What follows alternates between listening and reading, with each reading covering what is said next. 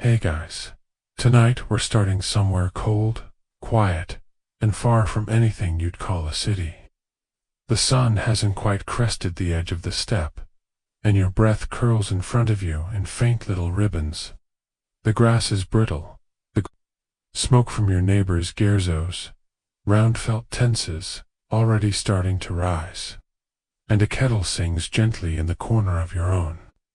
Somewhere in the distance, a horse snorts.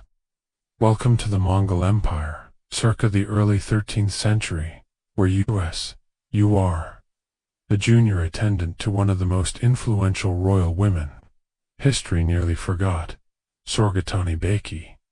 She won't need you for another 20 minutes, which means you have just enough time to swat the frost off your boots and step outside. The dawn here is a soft one. The sky, vast and endless, fades from blue-black to the color of boiled milk. Herds of ponies shift on the horizon like drifting shadows, and all around you are other gers, hundreds of them, forming what the world now calls an ordu, a mobile city of warriors, merchants, cooks, scribes, and royals. In theory, it's ruled by khans. In practice, today's power belongs to a woman, Sorgatani Beki. Widow of Tolui Genghis Khan's son, is not just sitting around embroidering camel patterns into saddle blankets.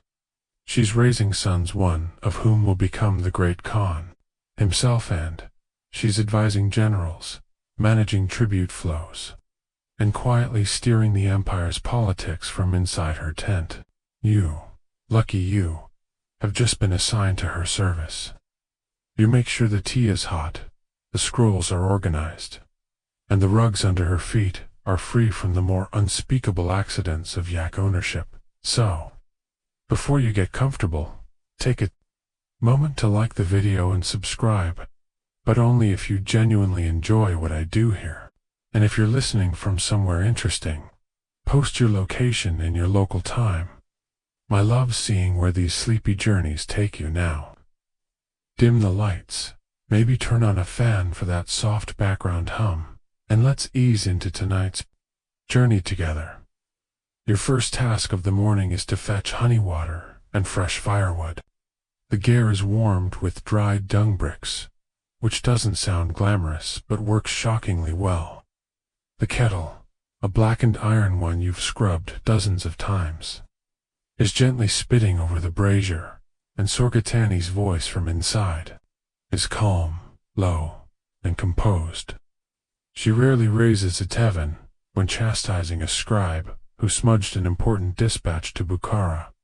She's reading now, cross-legged on a cushion embroidered with the Tamgahur family's crest. Her eldest son, Mungai, sits beside her, scribbling what may or may not be his multiplication tables. You've seen him practicing calligraphy, but you've also seen him chasing goats with a sword made from firewood. Balance, one of your morning chores, is to distribute messages to the servants and guards. Some notes go out on horseback, tied 2 arrows, or handed off to the famous yam riders, the Mongol postal couriers, who can deliver orders faster than most armies can march. Others are verbal, whispered. You learn to recognize names and titles. The Khan's advisors, the merchant from Samarkand who brings silk, the Buddhist monk who still smells faintly of incense and old paper. Outside, life is already bustling. Blacksmiths stoke portable forges. A girl pours water over a pile of steaming wool. Someone's wrestling with a goat that does not want to be milked. The empire may be the largest the world has ever seen at this point, but day to day, it runs on small things. Clean rugs, hot tea, tight braids. You return to the ger just as Sorgatani receives a messenger. His hands are dusty, his tunic creased, but he bows deeply. He carries a scroll sealed with blue wax. As you hand her the scroll, you catch a glance at the sealets from Trajine Cotton, widow of another of Genghis Khan's sons and currently acting as regent. Two women, ruling two powerful wings of the empire, through diplomacy, letters, and the occasional veiled threat. Historians still argue whether Sorgatani was the true mastermind behind the eventual rise of her son, Mungi, to Great Khan. Some say she simply kept the family's affairs tidy. Others believe her networks woven from the Silk Road to the Caspian Sea ensured her son's unchallenged ascent. Either way, the empire runs a little differently under her watch. Merchants are encouraged. Scholars are tolerated. Soldiers are expected to behave, or at least pretend to. You tidy the scroll case and kneel to polish the edge of her small writing table. It's a low thing made of lacquered wood, carved with swirling dragons and curling vines. She keeps her writing brushes in a porcelain jar, one of the few she allowed from China. As the tea simmers beside you, you hear her mutter, "Too much heat will blur the ink." She's not talking to you, but you nod anyway. Later that morning, you help oversee the arrival of tribute from distant towns. Bolts of silk, barrels of honey, salted fish, and a suspiciously sticky box labeled simply Persian sweets. One guard licks a corner and declares it edible. You raise an eyebrow, but say nothing. It's above your pay grade. There's always something slightly surreal about the mix of elegance and grit in Mongol court life. One moment, you're arranging velvet cushions for visiting envoys. The next, you're chasing a chicken out from under a general's bedroll. In between, you listen, watch, absorb. Because in a world that remembers khans and conquests, what's often forgotten is who kept the empire breathing while the men galloped off to war. Women like Sorgatani, steady hands in wool sleeves, eyes sharp behind silk veils, voices soft enough not to scare the children, but strong enough to shape nations. And you'll be their witness. From the smoky dawns to the quiet midnights, from tea to treaties, from obscurity to empire. The scent of wood smoke and old wool clings to your tunic as you step outside once more. The frost melting just enough to leave the grass slippery beneath your boots, and you hear the thunder of distant hooves as a small escort of riders approach. From the east this morning, you've been summoned to attend a gathering of senior officials and advisors in the eastern quarter of the encampment, which, as always, means hauling scroll cases, a basket of still warm dumplings for the scribes, and an extra cushion for your mistress. Because heaven forbid, she'll have to sit on the bare earth while sorting out the empire's business. The sun, now well above the horizon, casts a pale gold across the tents and grazing ponies, and you can feel the bustle pick up and tempo the water carriers, clanging copper pots.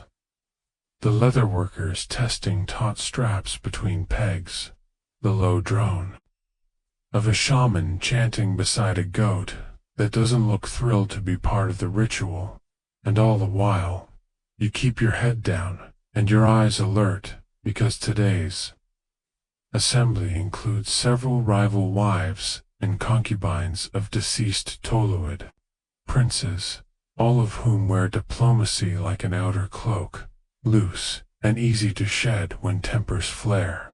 Sorgatoni is already there when you arrive, seated beside a lacquered table set just outside a large silk-paneled gare that smells of cinnamon and boiled milk, and she greets you with a brief nod as you kneel and offer the basket, her eyes scanning the horizon as if waiting for more than just breakfast.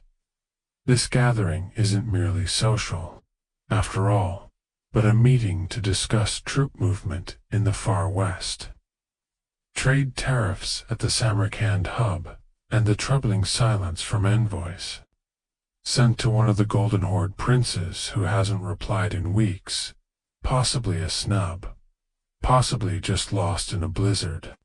It's in these meetings that you begin to truly understand the weight she carries.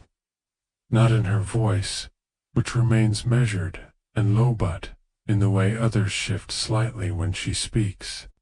How senior commanders trained to bark orders instead lean in and listen. How scribes pause their quills mid-air when she pauses mid-sentence. Because they know she's not merely composing reports, but orchestrating a continent-spanning balance of war, taxes, religion, and respect. And as you pour her tea, careful not to let the steam cloud her reading surface you. Catch the scent of pine needles in the cup, a calming blend she favors during delicate matters. The discussion turns to border unrest, and one of the junior advisors suggests raising taxes to fund additional guards. A bold idea, and not one the Queens usually tolerate. More taxes on already wary townsfolk can backfire spectacularly. But Sorgatani doesn't shut him down. Instead, she asks how many new guards he thinks they'll need, how much horses cost this season, how many saddles they can acquire without dipping into grain reserves, and whether the blacksmiths from Buk can be redirected without disrupting wheel production. Her questions peel the man's idea like an onion, layer by layer, until he's left blinking in the steam with no real proposal left, only the soggy remains of enthusiasm, and still. She thanks him for offering a view that sharpened the room's thinking. A small turn of phrase you've come to recognize as her version of "bless your heart." From there the meeting rolls forward, past troop counts and road conditions, to merchant complaints and caravan taxation. And one scroll unrolls to show a hand-drawn map of choke points in the southern corridor, ink dots representing bribes, black slashes for robberies, blue stars for successful shipments, and, when one of the older guards mumbles something about the risks of letting women govern trade routes, you catch a ripple of tension that briefly stills even the jingling of the nearby camel bells. But Sorgatani only smiles and remarks that no man has yet managed to keep the roads as safe as hers since her husband's death.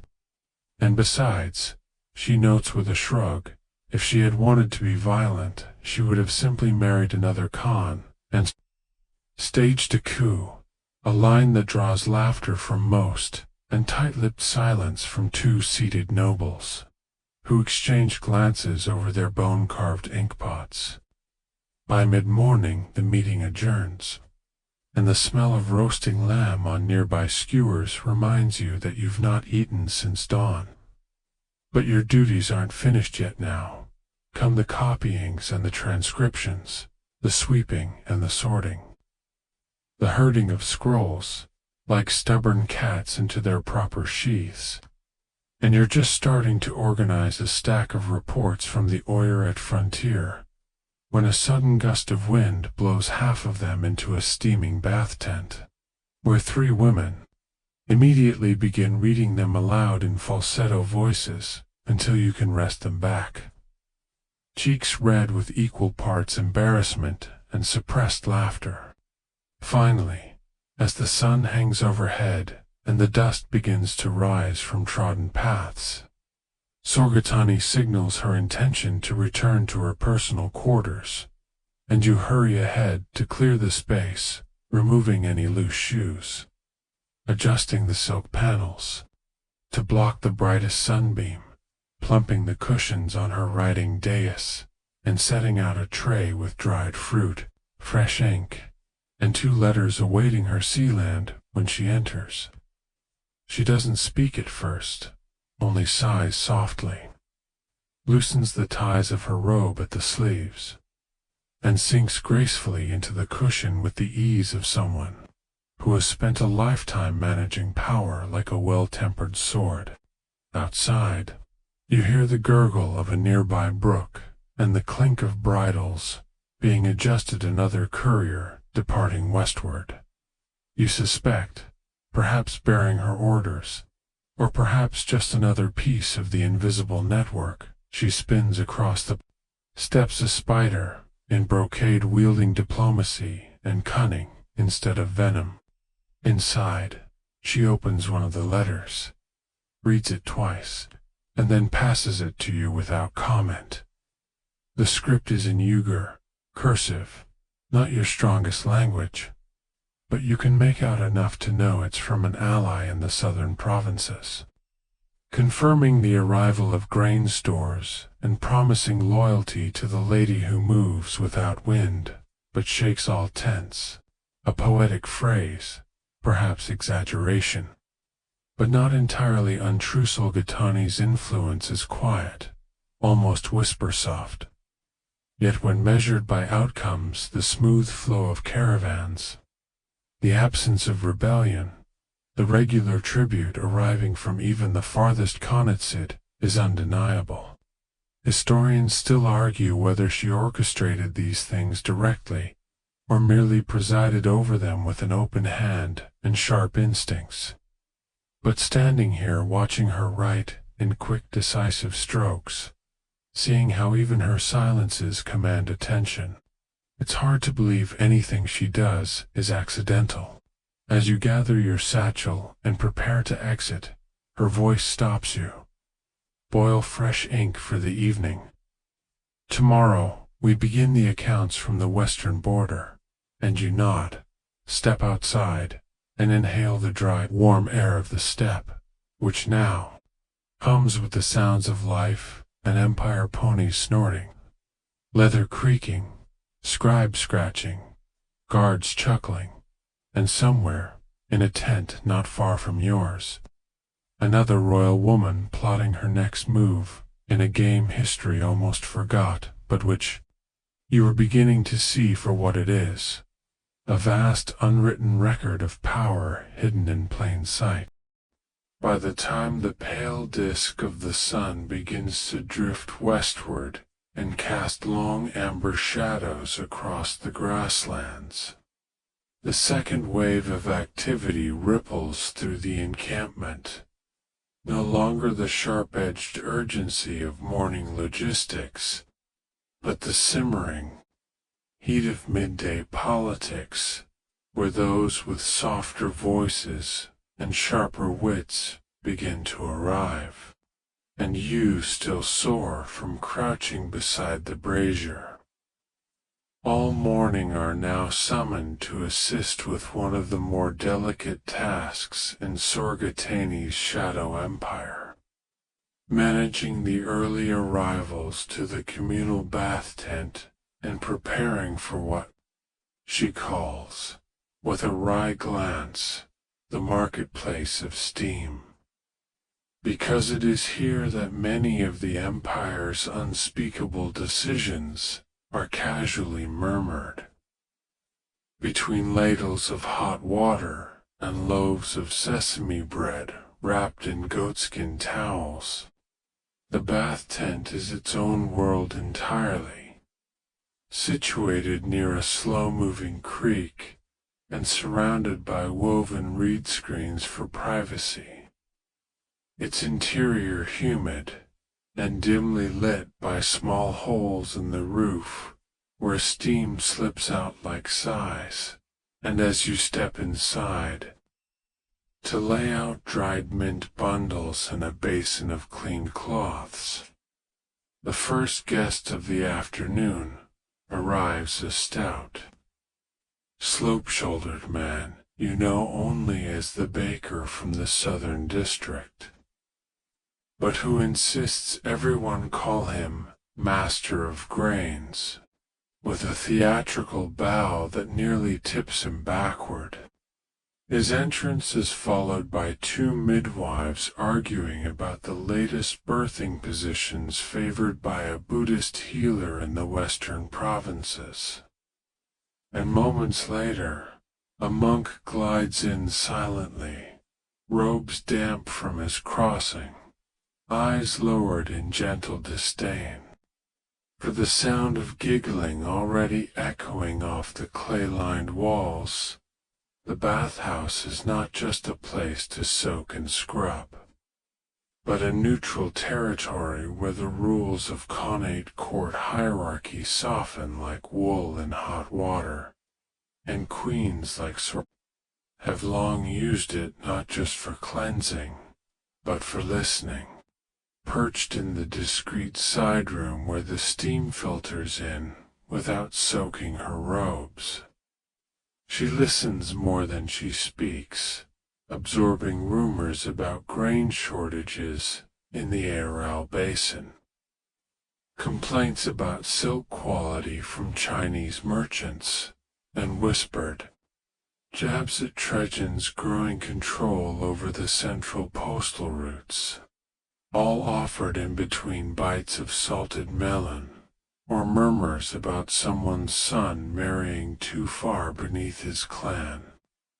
Your job here is not just to refill water and fetch towels, but to watch, observe, and remember who glares at whom, who hesitates before naming a rival, who seems too relaxed to be uninvolved, because in a space where everyone is half-dressed and surrounded by heat, the truth floats up with the steam. One particularly vocal guest today is a visiting court official from the Ilkhanate regions to the southwest, a man with a sharp tongue and an elaborate story about a shipment of Persian tiles intercepted by bandits, who turned out to be moonlighting city guards, and while others laugh, Sorgatani makes a small note on a wax tablet.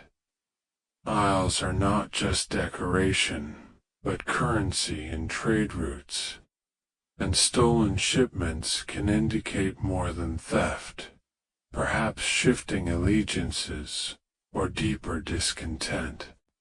The bathhouse is also where petty dramas blossom, like the elderly merchant who suddenly accuses a younger attendant of misplacing his prized loofah, thick-woven mat of horsehair, which he claims once belonged to Genghis Khan's tent physician, and you're pulled into the mess not as an accused, but as an investigator, expected to comb through baskets of linens, examine suspicious piles of wet cloth, and even interrogate the goat that wandered in during the confusion, which bleated and knocked over a tray of herbs before fleeing.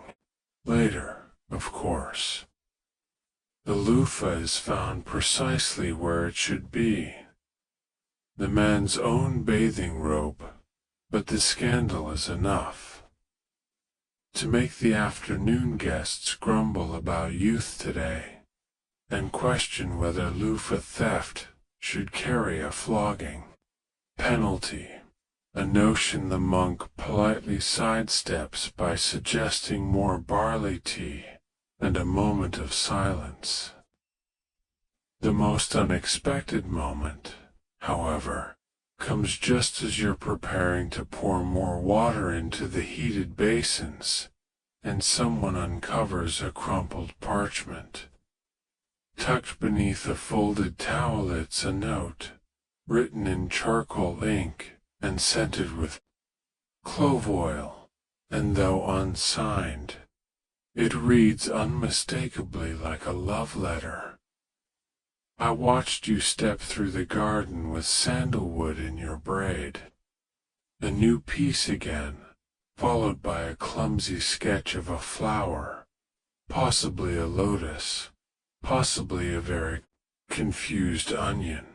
And though the message could be dismissed as a jest, the reaction is immediate. Everyone grows suddenly quiet, scanning the room, and you realize that this bathhouse is more than a neutral zone. It's a stage, a trap, and a sanctuary all in one. Who left the note? Who was it meant for? Whose Sandalwood-scented braid has sparked this secret. Sorgatani says nothing, merely studies the parchment and then folds it quietly into her sleeve.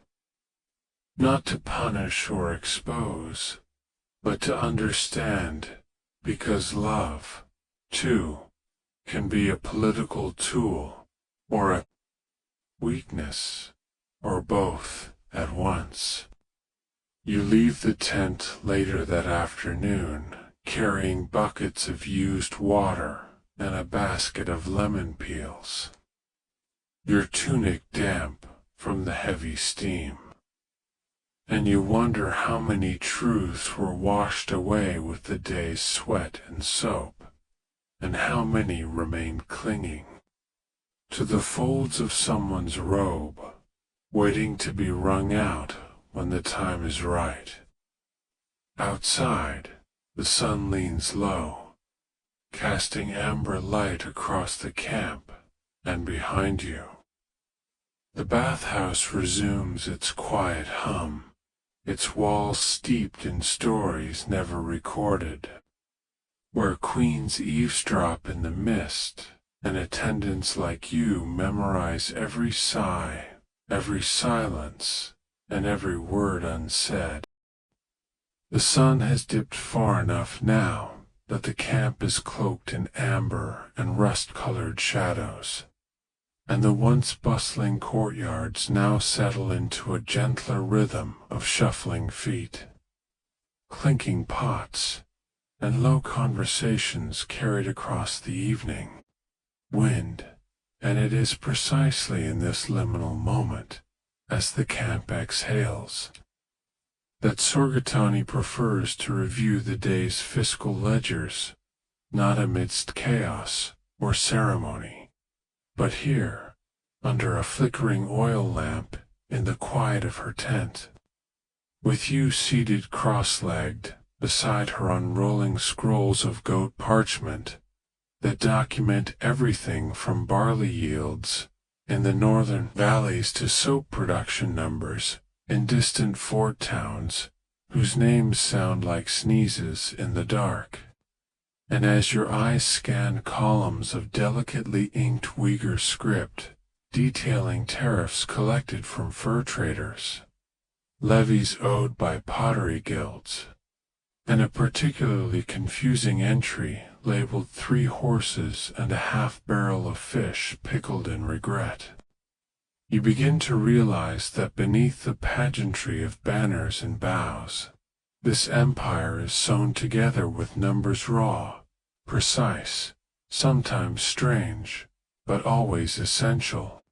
Sorgatani, her fingers stained faintly with ink and sandalwood from the seal she presses into each completed ledger, hums softly under her breath as she tallies what should be delivered by month's end, occasionally raising one brow at an oddly generous merchant report or a grain tax figure suspiciously round.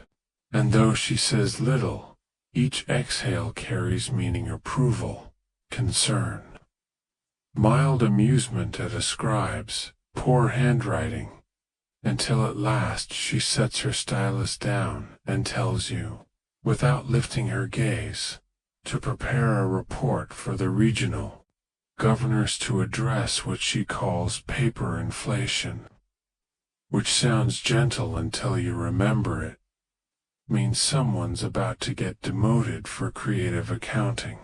But before you can begin composing the draft, you're interrupted by a messenger with a message that requires your mistress's attention.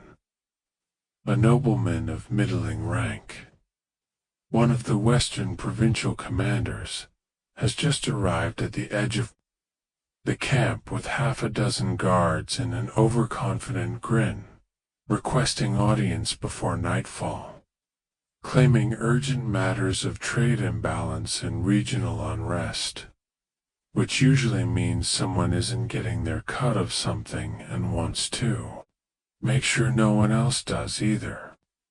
She agrees to meet him not in the formal hall or her central yurt, but in the tea tent, a smaller and more intimate space lined with velvet cushions, where the low ceiling forces even the tallest warrior to sit humbly, and where she has the distinct advantage of watching every gesture from beneath her veil of calm.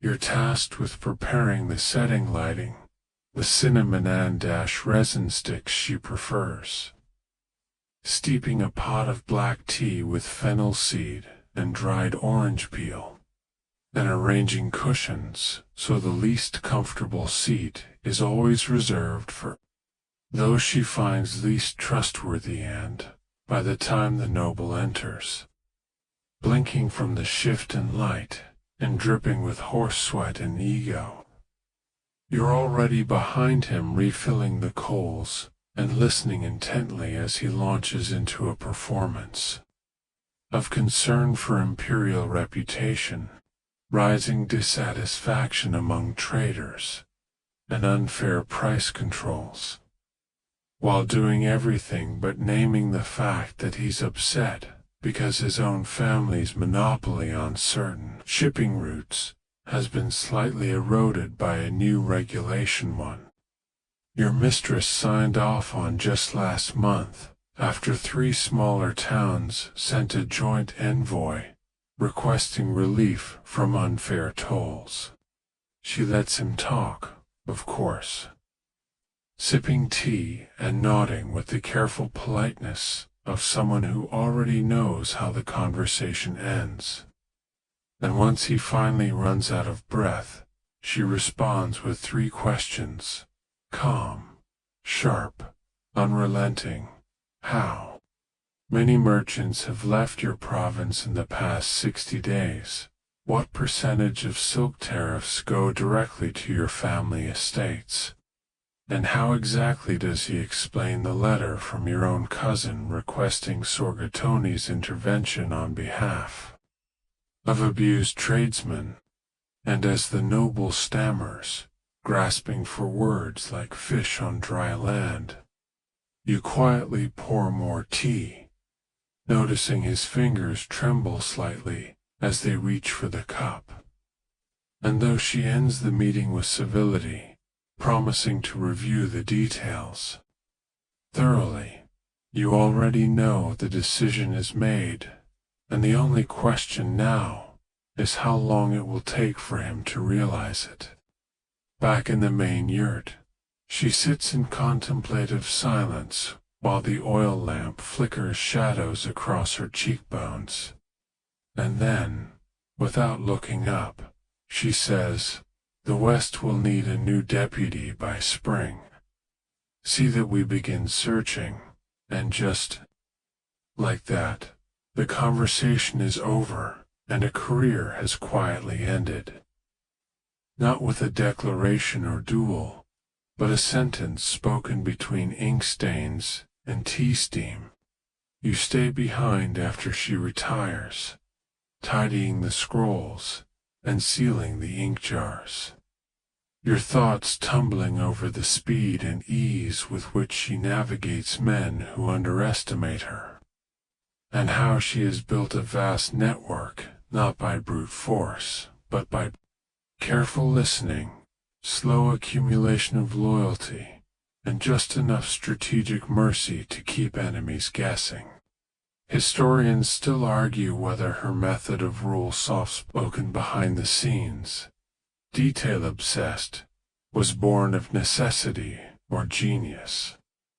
Whether she stayed in the shadows because she had to, or because she knew that the shadows let her see, without being seen, here without being judged, and act without being stopped. But standing there in the lamplight, watching her silhouette move quietly behind the curtain, you find it difficult to believe her restraint is anything but deliberate, for her silence is never weakness, it is the silent shape of control. Outside, the night has fully arrived. The stars are beginning to scatter across the sky like grains spilled from a careless satchel, and the wind has picked up just enough to rattle the tassels on the tent flap. But within these felt walls, the world remains warm, ordered, and still entirely hers. And as you lie down on your sleeping mat near the door, one ear still tuned to the sounds of a whispering empire, you realize that to serve someone like Sorgatani is to carry 1,000 invisible threads at all times, each connected to a choice, a truth, a consequence, and that in the quiet spaces between scrolls and tea, empires shift while the rest of the world sleeps. The wind outside has risen to a low and constant moan, curling its cold fingers around the flaps of the gears and sighing through the tall grasses that sway like murmuring listeners. But inside the heart of the encampment, the world of the Mongol, Queens remains lit and watchful, flickering with the yellow glow of oil lamps and the rustle of robes and scrolls. And when you rise the next morning, bones aching from the chill seeping through your mat, the sky is already glowing with that particular gray-blue hue that promises a bright but bitter day. And your first duty is to gather the names and supplies for a small envoy preparing to ride out under Sorgatani's orders to the southern valleys, a region still fractured by old tribal divisions, and where a minor uprising was snuffed out 2 months ago, not by soldiers, but by a delegation of women bearing food, promises, and an imperial ledger scrawled with the Queen's own calligraphy. You remember this mission well, because you helped pack the bunduswool, grain, dried plum cakes, and because the lead envoy, an aging midwife named Quolin, returned, speaking not of battle, but of conversations held beside riverbanks, of family, lineages remembered and restored, of tax disputes resolved with blankets and barley instead of blood. And now you watch as new preparations echo those same methods. And though some might scoff at the idea of negotiation led by women in soft boots and softer voices, you've already seen too much to doubt its effectiveness. Your next task is to prepare Sorgatani's writing tent for a mid-morning session of letters and foreign reports, a job requiring precise handwork as you unpack the cloth-bound scrolls sent from China, Samarkand, even Baghdad, some still dusted, with sand from couriers who rode non-stop across the deserts to deliver them on time.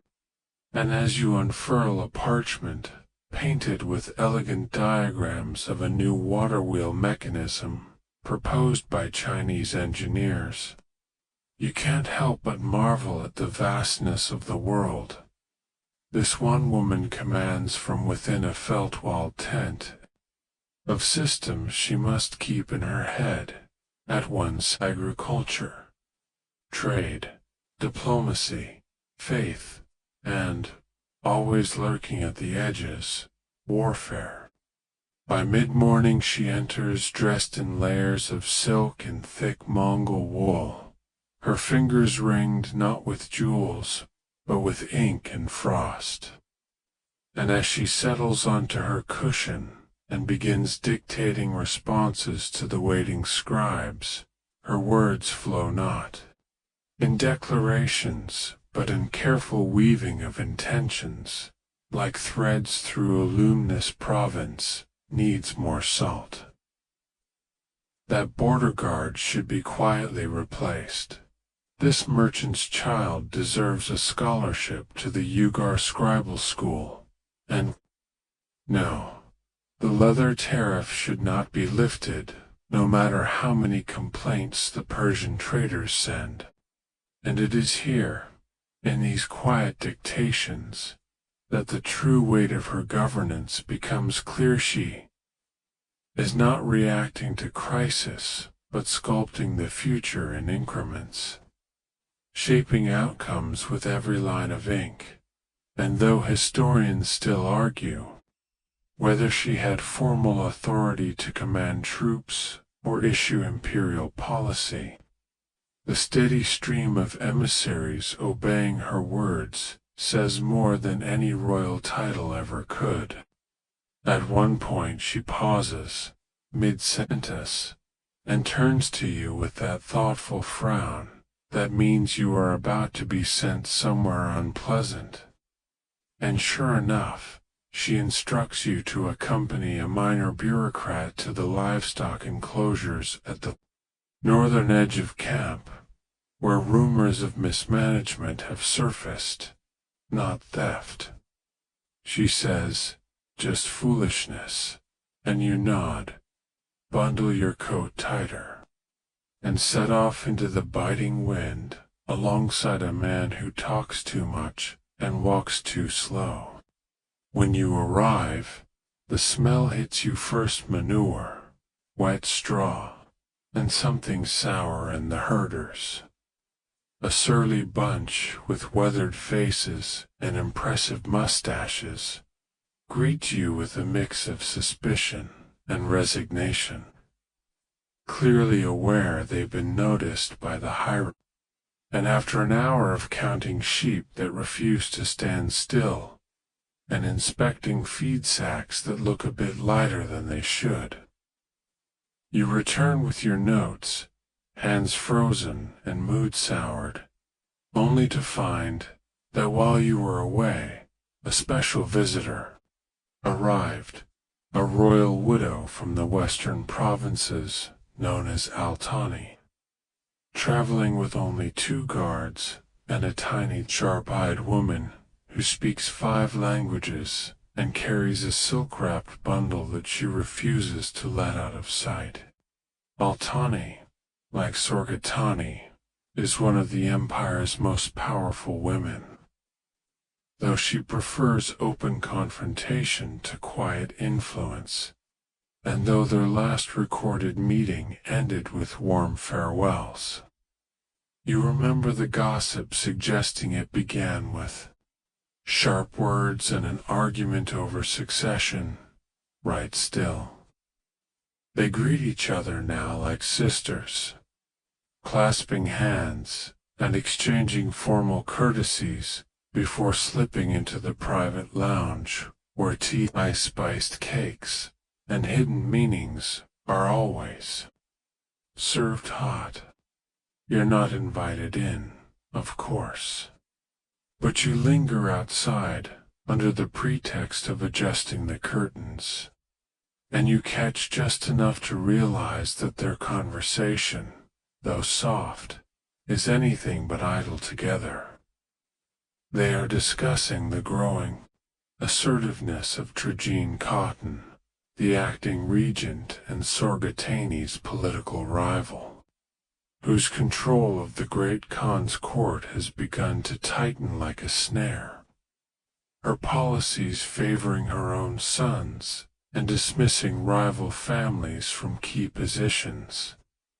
And though no one says the word coup, it's there in the silence that follows certain phrases like consolidating power and realigning loyalties.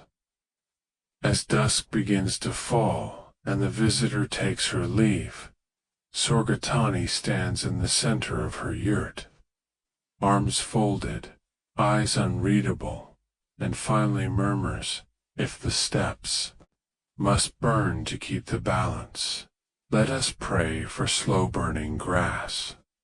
A proverb you don't fully understand, but which chills you nonetheless.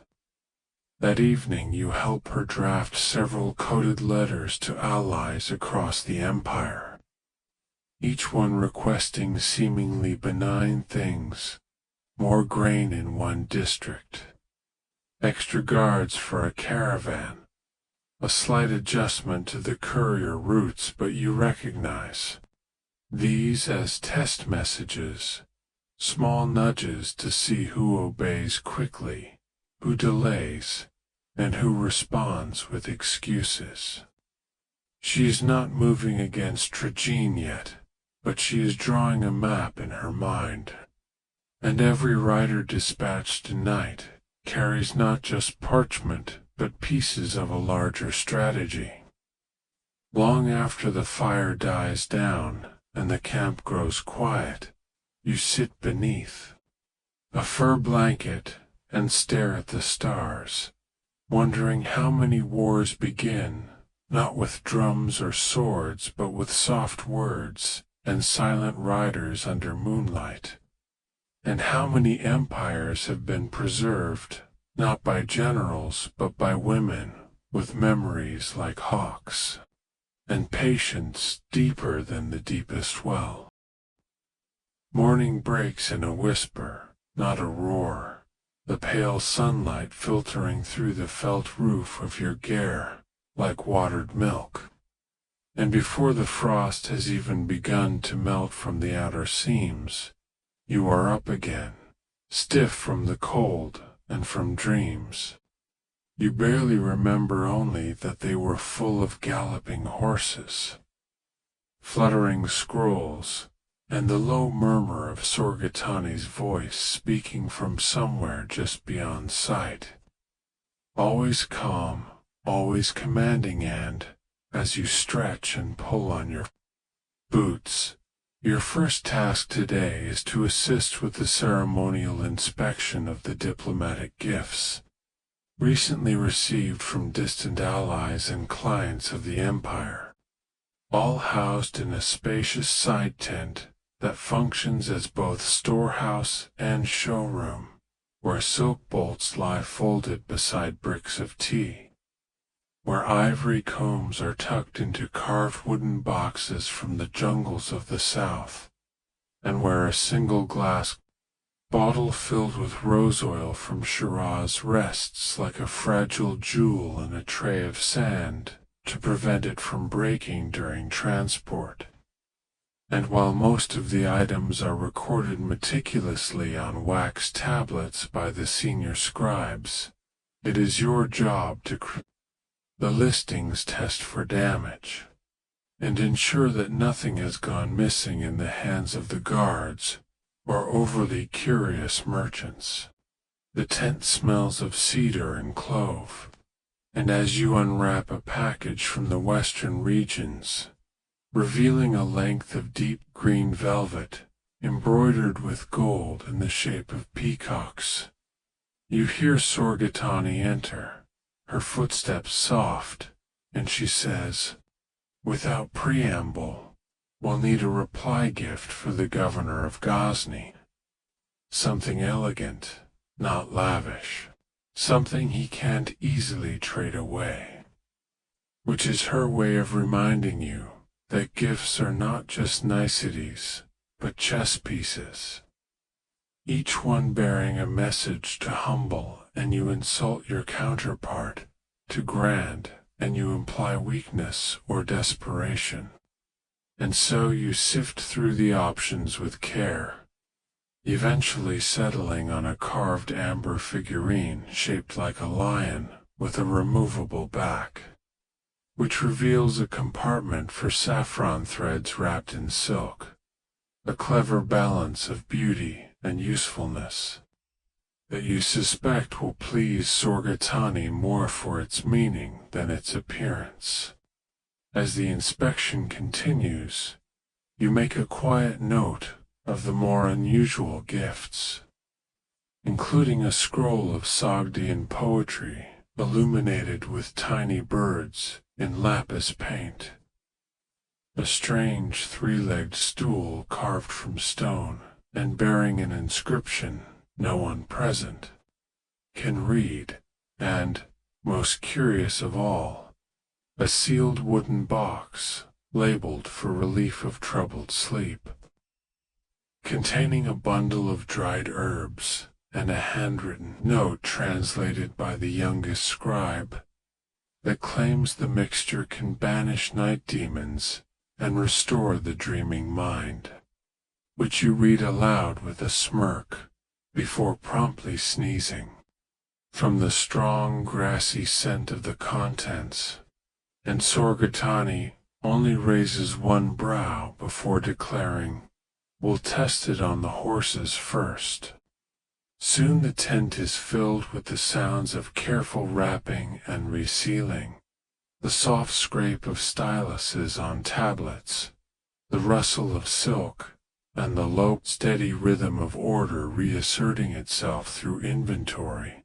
And by midday the work is complete, and the list of outgoing gifts approved, sealed, and passed into the hands of a courier headed south, who mounts his pony and vanishes over the horizon with the unhurried precision of someone who understands that speed can kill but timing can rule. The afternoon brings with it a rare treat, a troupe of musicians and performers from the eastern provinces, scheduled to give a brief performance for the court this evening. And your role, as always, is both menial and critical. Prepare the seating rugs, brew the warming wine with cinnamon and sweet apricot. Ensure that the tent's brazier is lit with wood that doesn't smoke too much, and discreetly remind the guards to stay out of sight unless summoned, because tonight is meant to be pleasant, not oppressive, and Sorgatani dislikes being reminded of military presence when she is listening to songs.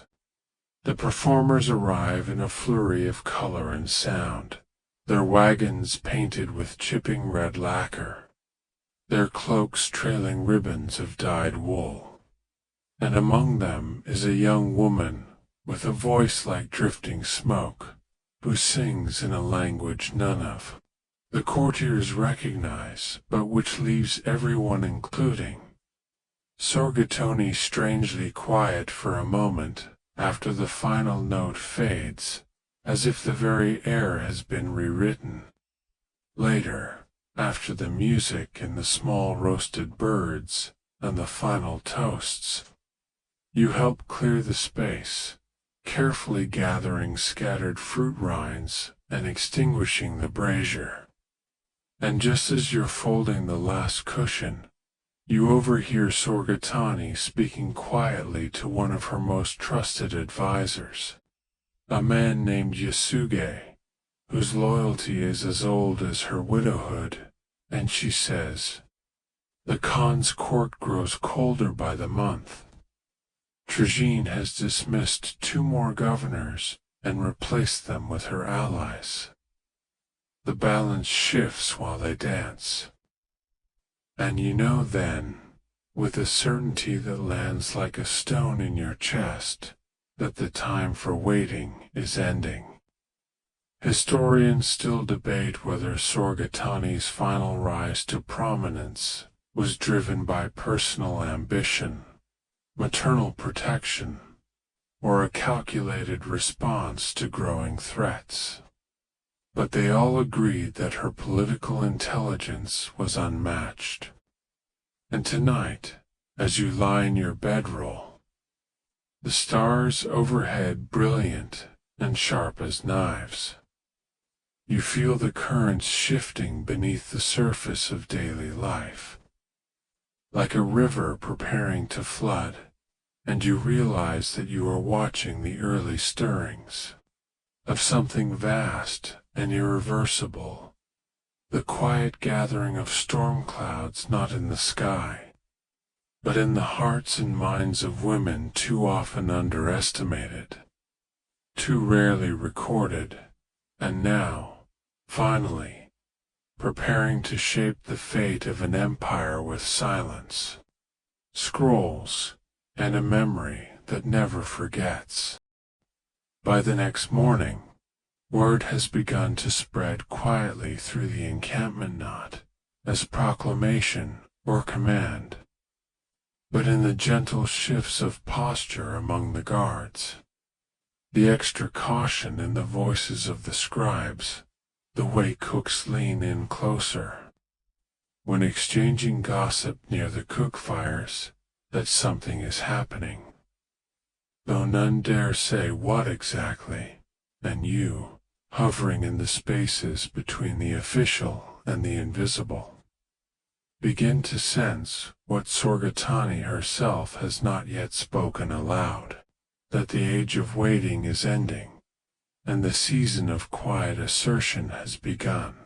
It starts not with fanfare, but with a message, one delivered before sunrise by a rider from the northeast, his horse sweating despite the cold, his face tight with windburn and urgency. And though he's barely dismounted before the scroll is handed over, Sorgatani reads it while still seated at her low table. Her breakfast of porridge and fermented mare's milk barely touched, and you watch as her eyes scan the lines once, then twice, then lower slowly to the table, her expression unchanged except for the slight tightening of her fingers on the parchment's edge. When she looks up, she says only, "They've moved 3 governors in 1 moon. It's begun." And from that moment forward, the rhythm of the day is altered. Not overtly, but unmistakably additional guards appear at the edges of her yurt. Envoys are summoned, not for pleasantries, but for strategy, and you are tasked with bringing her collection of political maps, stored in leather tubes, and marked with ink, sand, and occasional bloodstains from hurried revisions during storms or hunts gone wrong. The maps are unrolled on a low lacquered table and weighted at the corners with carved stones, and as she studies them, Sorgatani begins to speak not to you specifically, but to the air, the empire, herself, murmuring lines like "Book will hold, but only if we remind them we remember their last famine." And the western roads are too quiet. Silence is rarely peace. And you realize that this is the language of prelude, not to war perhaps, but to something just as potent. Preparation, reshuffling, subtle correction of an axis slowly bending in the wrong direction. Soon after, she calls for her sons, or rather, sends for them, each one summoned separately, each one instructed not to arrive in formal attire, but in travel garb, and when they do come, they are led in through the rear flap, a gesture that signals both privacy and priority. And you observe them from a respectful distance, marveling again at the differences between them. The eldest, Batu, stern and cautious, already commanding soldiers at the edge of the known world. The second, Hulagu, eyes, alight with curiosity and an appetite for learning that rivals any scribe's. The third, Manengi, silent as stone, yet frighteningly perceptive. And the youngest, Arik Beke, still a boy, but with a temper that boils quickly and a laugh that charms everyone except his tutors. They sit before their mother without speaking, waiting, and she speaks to each in turn, not to flatter or lecture, but to instruct, to share what she calls the burdens you will inherit in pieces. And you can feel the weight of it in the air, like snow heavy on a branch that hasn't yet cracked. She tells them of the shift in the Khan's court, of the realignment of power around Trajine, of the need to remain visible yet untouched, ready but not reckless, and above all, united even if geography separates them, even if ambition whispers. Otherwise, They must not allow themselves to be played against each other.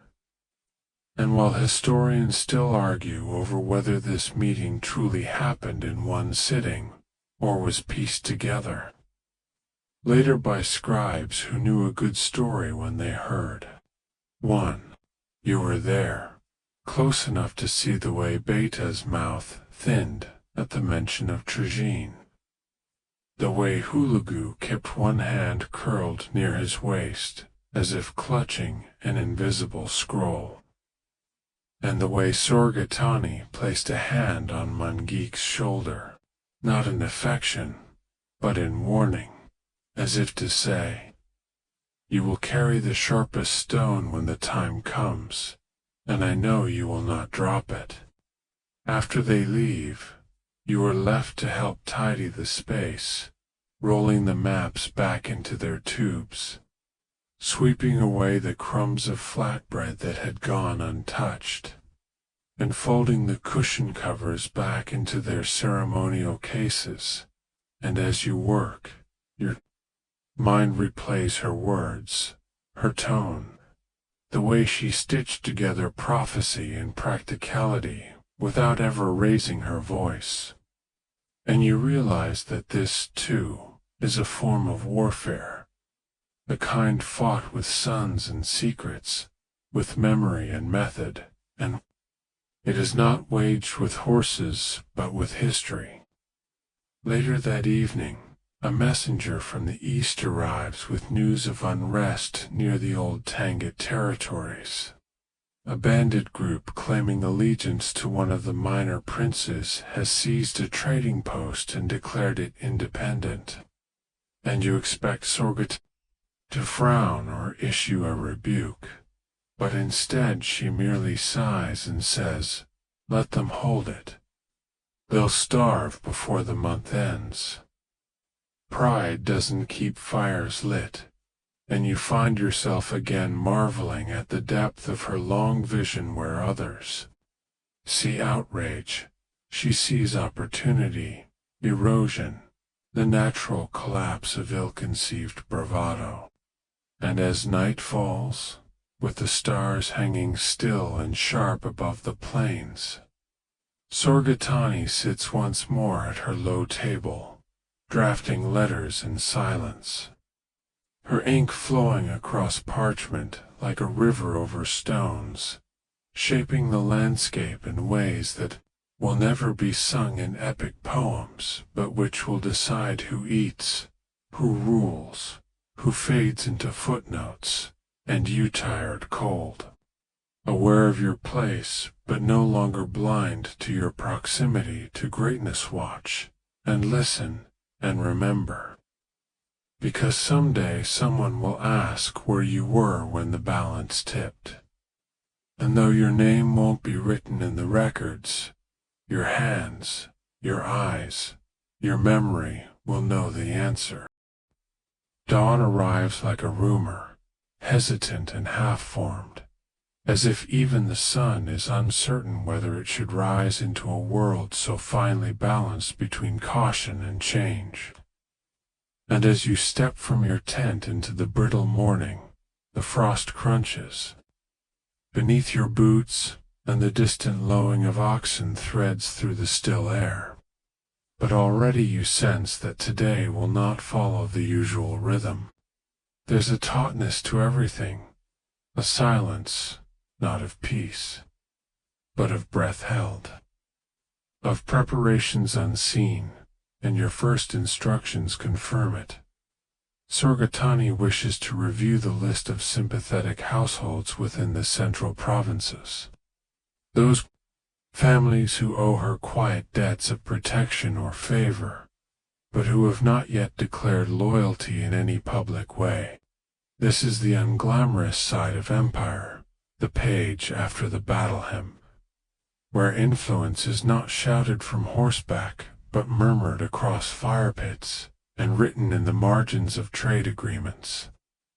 And so you spend the morning hunched over a pile of bamboo slips and wax tablets, cross-referencing marriages, trade licenses, orphan adoptions, and overlooked land grants, while Sorgatani dictates from memory names of widows whose livestock she replaced after floods, daughters she helped marry into safety after clan feuds, and scribes she protected from conscription in return for their loyalties, are her invisible allies, her quiet army. And as you listen, you realize just how little of her power is ever truly visible to the world.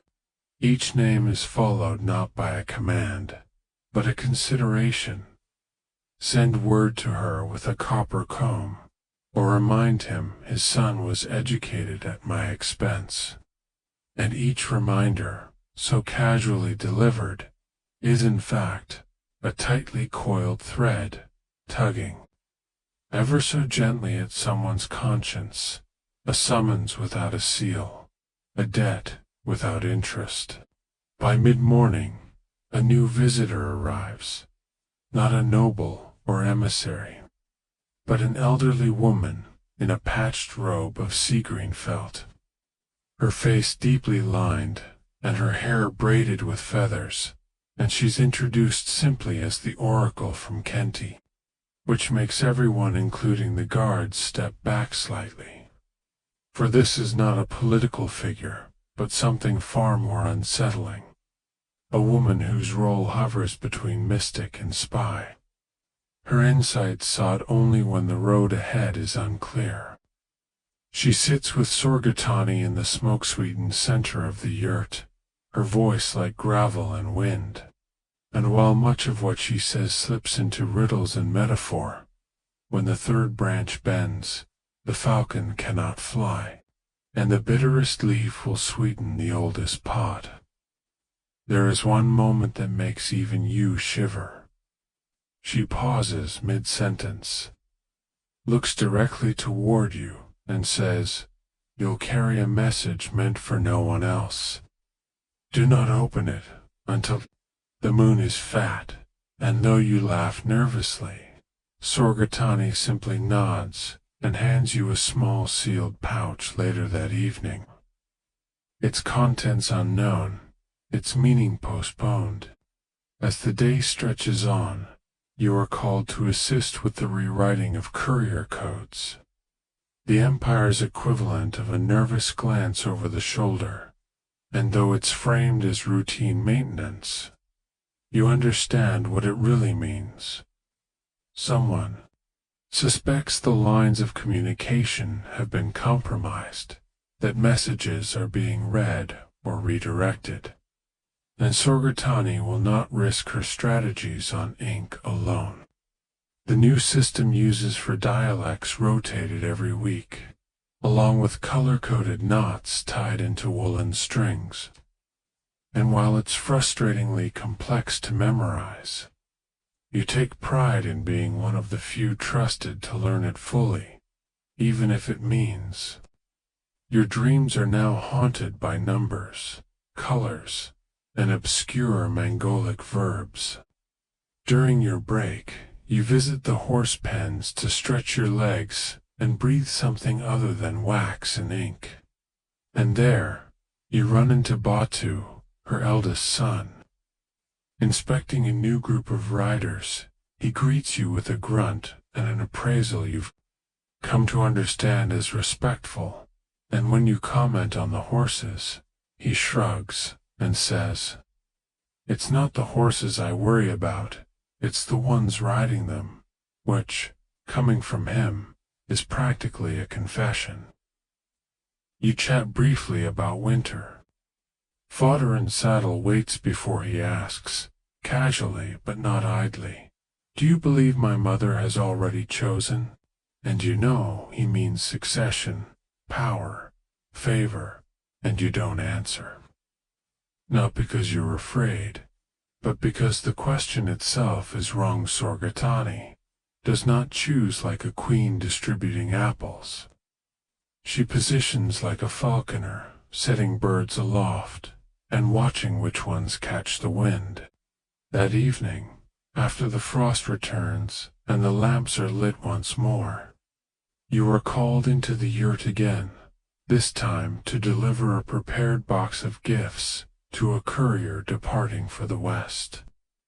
But when you arrive, you find Sorgatani not at her desk, but seated by the brazier with her veil undone and her hair unbraided, sign of deep contemplation.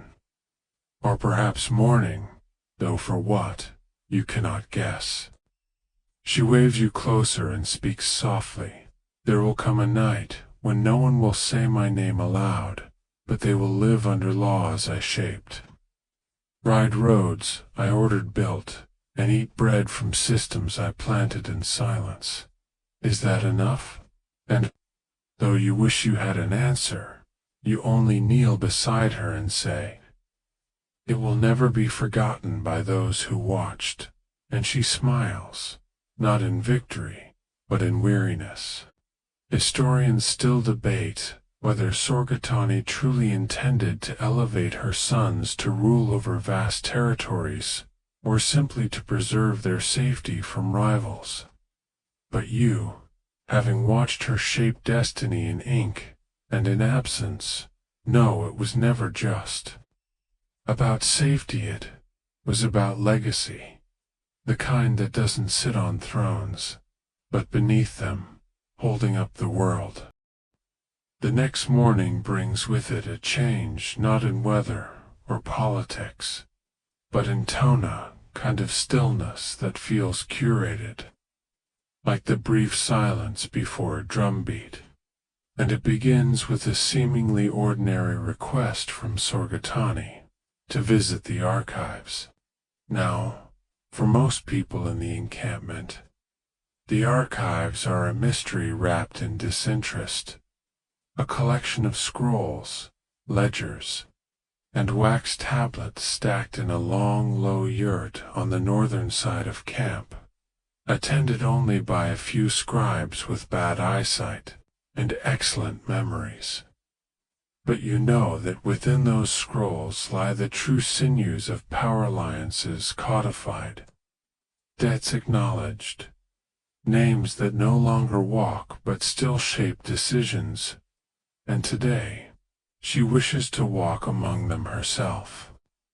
You accompany her, carrying a bundle of charcoal and clean parchment, her ink jar sealed and swaddled in lamb's wool, and as the flap of the archive tent closes behind you, the scent of dust and dried ink wraps around your senses like old fur.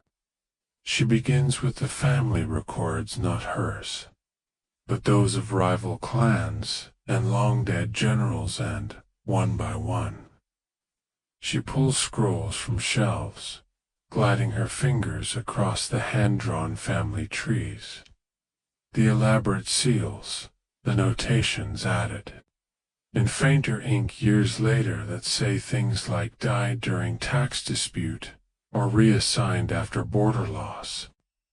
She pauses at one name, a woman called Alton Bakey, a forgotten cousin of the imperial line who once governed a difficult province and, according to an annotation in faded red ink, was too fond of resolution by fire, and with a soft snort, Sorgatani mutters, "Fire leaves no future, only soot." Then she turns to you and begins to dictate, not a letter or an order, but an essay of sorts, a meditation on leadership, memory, and consequence, to be sealed and stored with her personal records, for reading only after her death. You write, as she speaks, "Let history forget my face, if it must. But let it remember the systems I shaped and the questions I refused to ignore. Let it remember that I built not with stones or swords, but with silence, detail, and the ability to wait." She says this with such calm, such absolute certainty, that even the head scribe, on duty normally indifferent to anything not involving ink quality, stops, cataloging scrolls, and just listens. Once the dictation is complete and the ink dried, she seals the parchment with her personal marka. Lotus blossoms surrounded by flame and instructs you to store it in the central tube of the archive, marked only by a red thread around its edge, with no title. Let them find it by accident, she says. Let it be a whisper, not a flag. And with that, she leaves the archive without another word, the flap of the tent swinging behind her like a closing chapter. That evening, you are summoned again. But this time not to the yurt, to the sacred ridge just above camp, where the burial mounds of noble ancestors watch the steps in eternal silence. It's not a public ceremony, not a funeral or a blessing. It's just her, you, and one elder monk from the Nestorian tradition, who brings with him a single candle and a satchel of offerings, dried pomegranate, rice, and a handful of copper coins. She kneels without prompting and begins to whisper prayers, not in the grand style of court religion, but in a quiet, halting tone that makes the hairs on your neck rise. It is here that she reveals something not recorded in scrolls, that she once lost a sister in childhood during a border skirmish, and that from that moment forward, she vowed to never let her surviving children inherit an empire that didn't already have peace stitched into its bones. War is sometimes necessary, she says, but it must never be a habit. And in the cold wind of the ridge, with no guards or advisors to witness it, you see her as you never have before, a woman, carrying not just the ambitions of her family, but the ghosts of every mistake made before her. Historians still argue whether Sorgatani was devout, cynical, or simply pragmatic in her faith. But that night, beneath a brittle moon, you watch her light incense from her own breath, and you understand that her relationship with the divine is not about doctrine, it's about balance. She does not ask for favor, only fairness. She does not pray for victory, only for clarity. When the final embers fade, she rises and walks back down the ridge without looking back, her shadow long and sharp against the frost-hardened grass. Back in camp, a fire is burning in the central hearth, and several of the older servants are huddled around it, sharing a rumor that one of Trajine's envoys has been delayed on the road, perhaps ambushed, perhaps discouraged by the cold, or perhaps warned off by one of Sorgatoni's allies in disguise. The speculation swirls like smoke, but Sorgatani pays it no mind. She simply listens, her hands wrapped around a steaming bowl of soup, her eyes fixed on the flames. When you sit beside her, she finally says, "Sometimes, the best answer is the one that never needs to be spoken." And in that moment, the hush around her seems not passive, but deliberate, quiet, drawn tight, like the bowstring of something still yet to fly. The next morning begins with a kind of wind that makes even the sturdiest tents sway like breathing things. A deep, steady breath that pushes through the encampment as if the land itself is testing the resilience of its inhabitants and, as ever, is already awake before you, already dressed, already working. Her silhouette visible against the thick felt walls of her yurt as she kneels over a stack of open scrolls and map weights, her breath leaving tiny clouds in the early chill. And when you enter with the morning tea, she does not look up, but says, "Tell the southern messenger to delay his departure until noon. The storms will pass by then." And once again, she has anticipated a shift in wind and time with the casual confidence of someone who treats nature as a familiar opponent. You hand her the tea, and she finally looks up and says, "We're going to meet with the envoys from Karakoram. You'll come." And just like that, your day changes. Your status temporarily elevated from quiet assistant to participant in something much larger than your own narrow role. You quickly gather the required tools: ink, a fresh brush, to wax seals, and then rush to prepare the yurt where the meeting will take place. Laying out the thick rugs, the patterned cushions, the tray of dried apricots and sugared lotus root, all of which must suggest courtesy without opulence, power without arrogance. The envoys arrive on time, of course, because no one dares disrespect her schedule, and they are younger than expected, wearing bright robes, stiff with new embroidery, and offering long bows that nearly touch the floor. But you notice immediately the tension in their shoulders, the quick glances between them, the way they hesitate before each sentence. This is not just a diplomatic visit. They are here to assess, to report back, perhaps even to warn. Sorgatani greets them not with ceremony, but with tea. She pours it herself, a subtle statement, one you're sure they register, and then begins to speak of trade routes, wool, exports, recent grain harvests in the Altai regions. All the usual concerns that lace Mongol governance like the bones beneath skin. And you almost believe this is just another economic review, till one of the envoys, the younger of the two, mentions Tregian's name. He does so carefully, saying, "The regent sends her blessings," and hopes that peace may be preserved among all branches of the great family.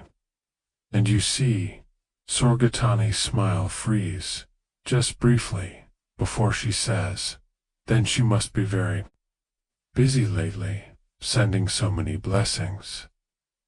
The tension thickens.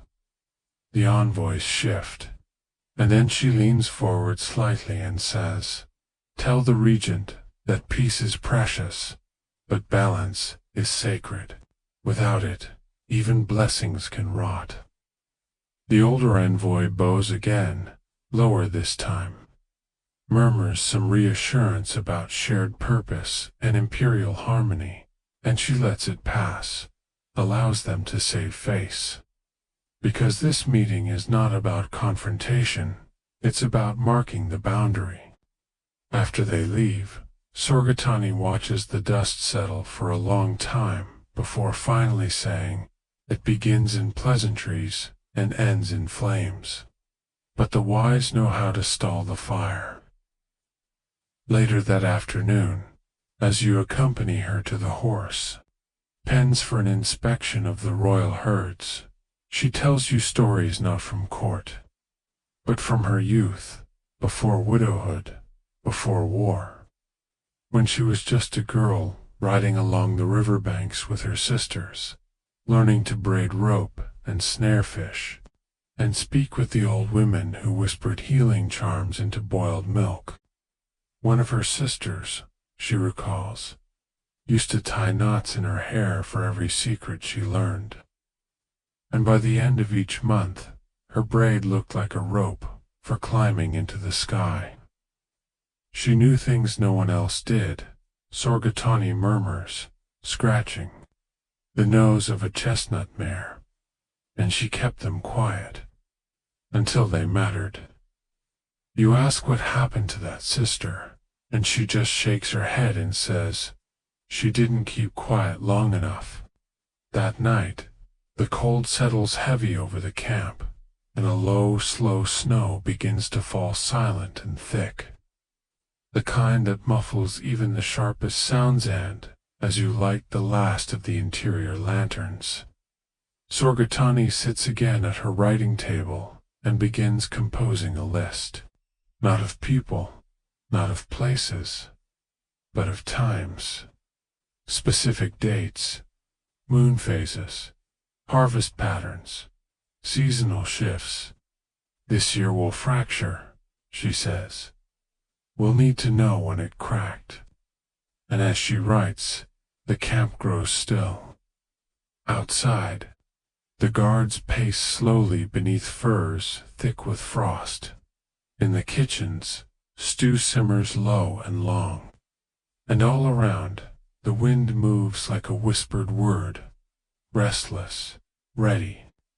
Historians still argue whether this winter was truly the moment her plans turned to open ambition, or whether it was simply the tightening of a net already cast. But you, there beside her, see no ambition, only calculation, only inevitability. She is not claiming power. She is catching it.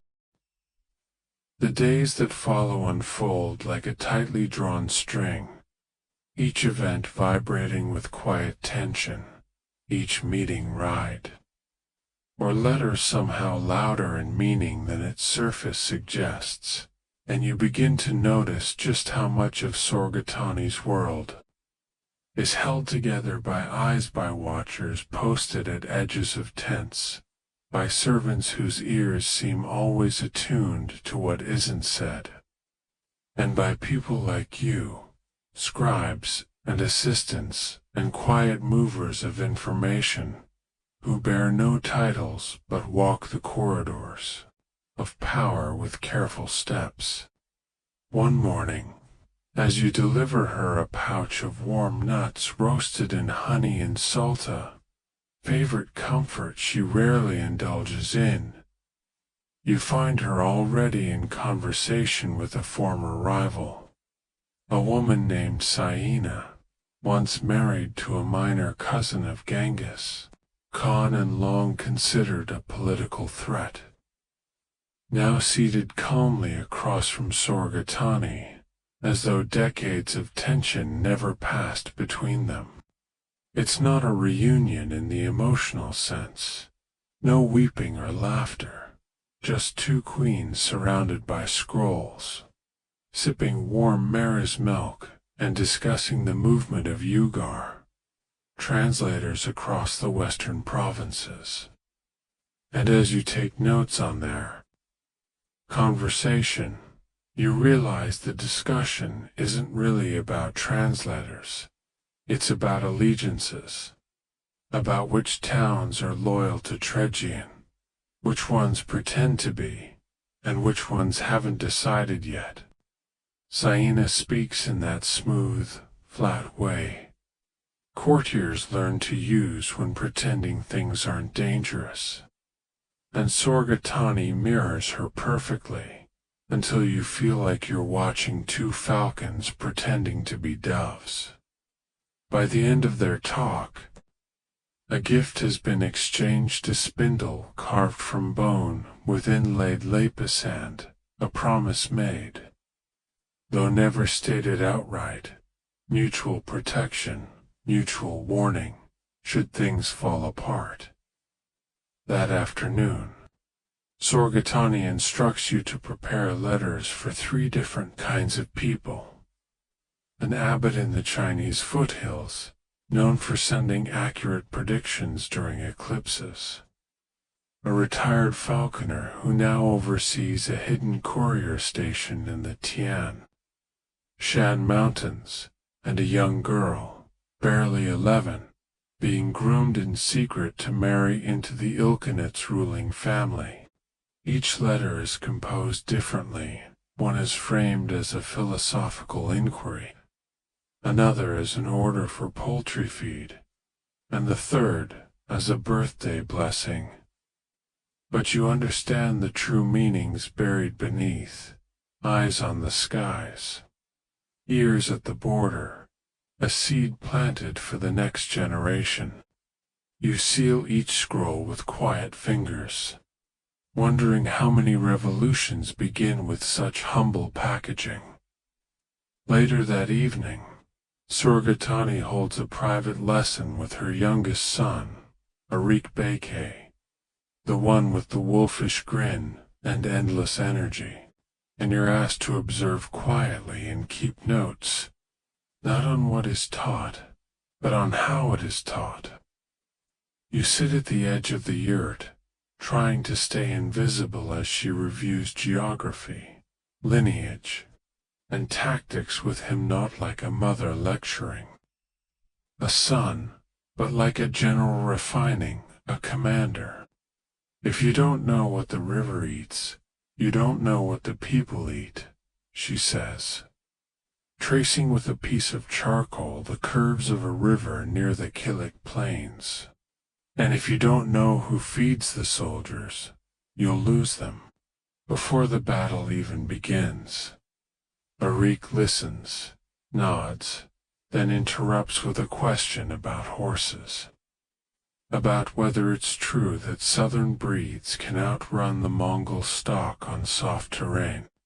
She pauses, studies him, and instead of answering, tells a story, one you've heard before, but differently, of a Mongol prince who lost an entire column of men because he didn't trust the advice of a herder, a man who knew the soil better than the stars. The horse doesn't matter, she finishes. The ground does. You jot it down quickly, not because it's new, but because the way she says it sounds like more than metaphor. Historians still argue whether Arik Beke's confidence came from early favoritism or simply the heady power of being the youngest. Most watched, least burdened. But that evening, you see something else. Not favoritism, but shaping. Not indulgence, but preparation. Later, after the lesson ends, and Arik bounds out to train with wooden swords in the frost-hardened dusk, Surgatani remains seated, silent, tracing a circle on the ground with her finger. Finally, she says, he has the strength. Batua has the caution. Mungi has the clarity. Hulagu, he has the future. The challenge is not in the choosing. It's in keeping them from tearing each other apart before that choice is made. That night, with the stars glittering cold and close above the steppe, you find yourself sitting outside your tent, listening to the low sounds of camp hoofbeats, snoring, the crackle of dying fire, and you remember something the old oracle once said. The moon cannot watch all its children equally. It must trust the shadows to raise them. You wonder if Surgatani trusts her shadows, if she trusts you on whether she should.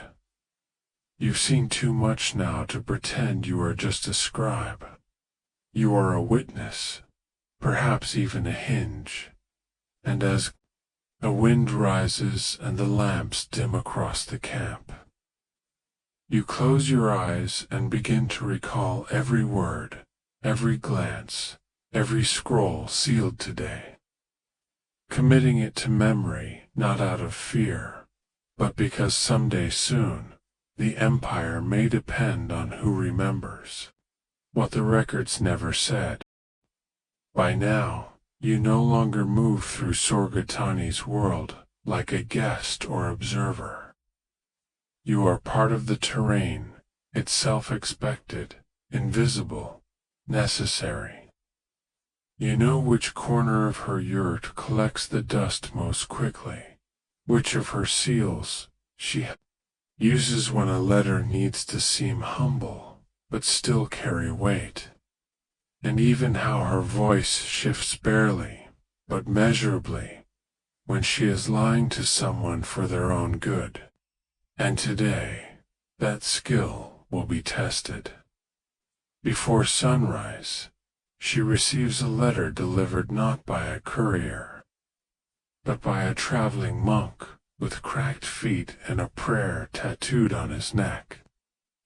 The sort of man who's dismissed by the powerful and feared by the wise. The scroll he carries bears no signature and no seal, but Sorgatani recognizes the writing instantly, and when she finishes reading it, her first words are not about content, but context.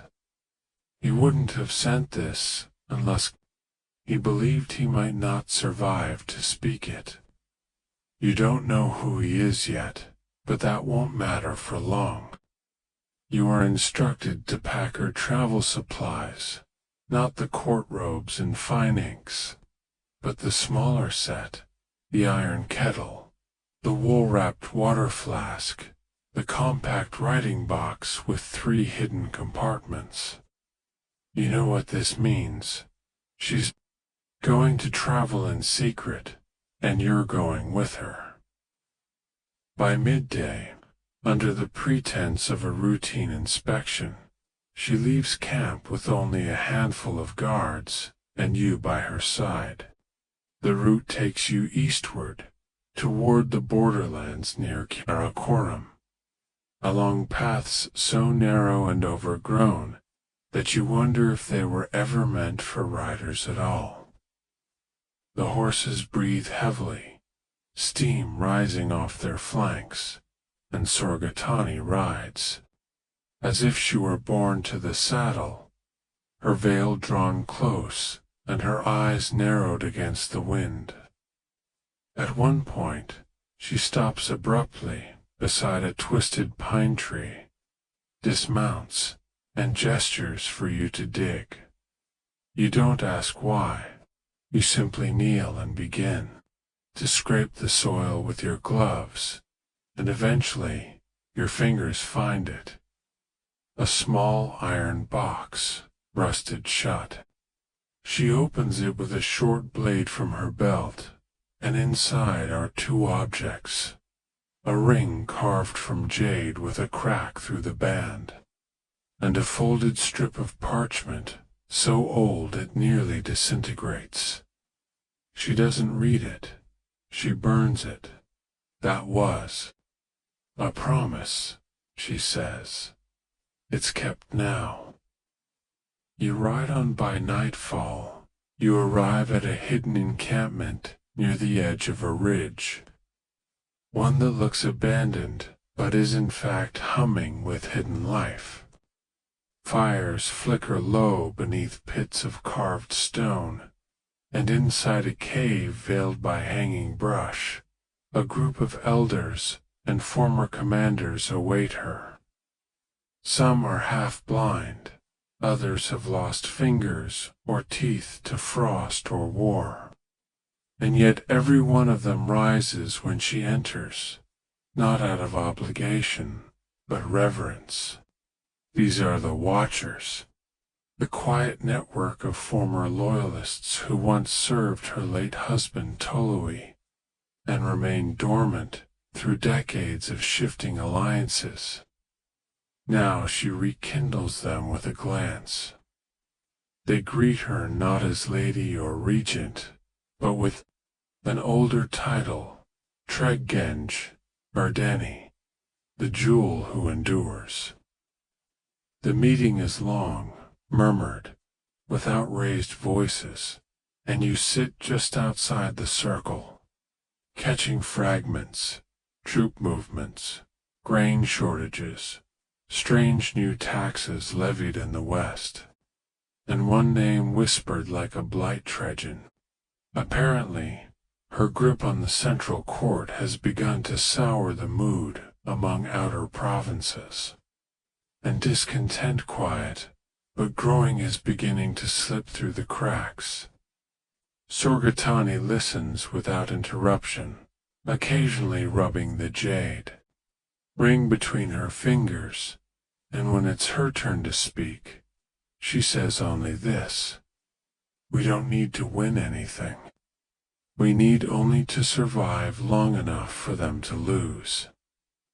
After the gathering disperses, she calls you to the edge of the ridge, where a small fire flickers low in the stone hollow.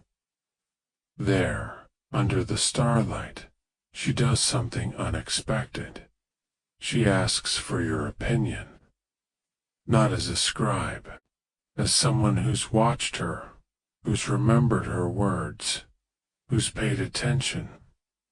You're stunned into silence at first, unsure what to say, unsure whether honesty is allowed. But finally, you answer the only way you can. You're preparing for a storm no one else believes in yet, and you're doing it in a way that leaves no trace. She looks at you, then really looks in for once. Her face shows no calculation, no planning, just fatigue. Then remember everything, she says, because when the sky finally breaks open, someone will need to tell them we didn't do nothing. She returns to the cave without another word, leaving you alone in the hush of wind and embers, your breath curling like ribbon through the air.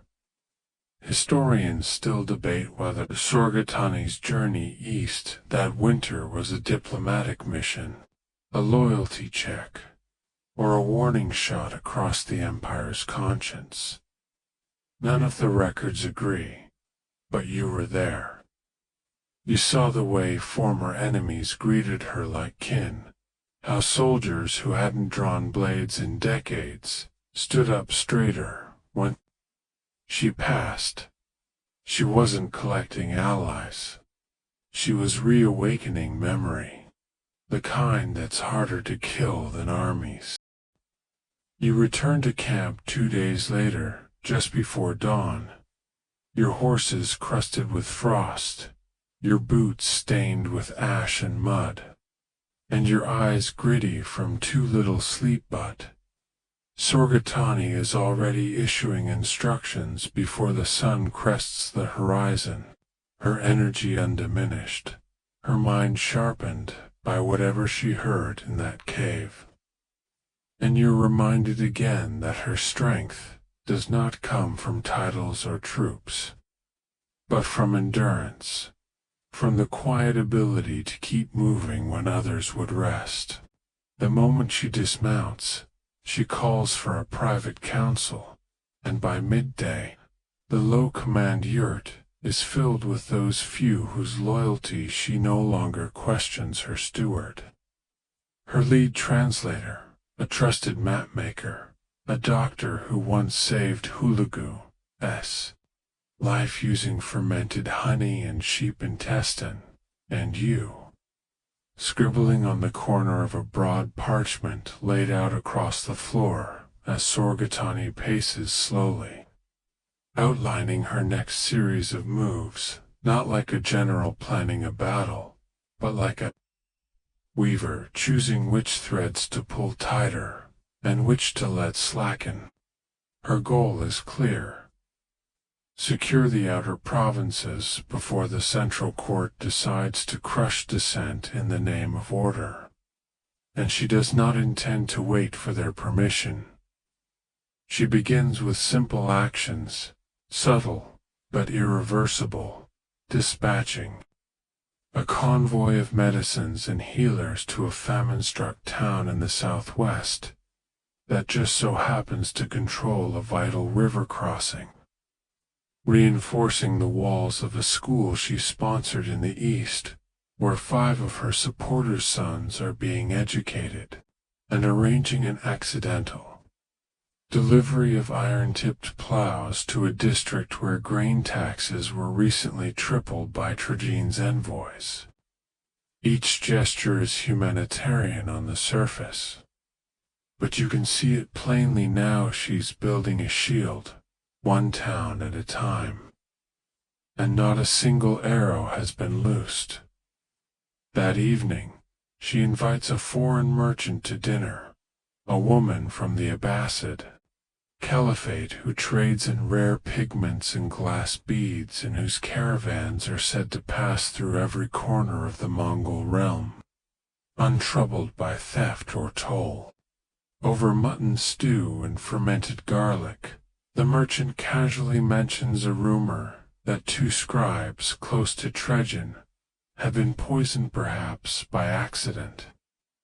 Perhaps Natan Sorgatani listens without flinching, nodding only once, before changing the subject, the price of lapis lazuli.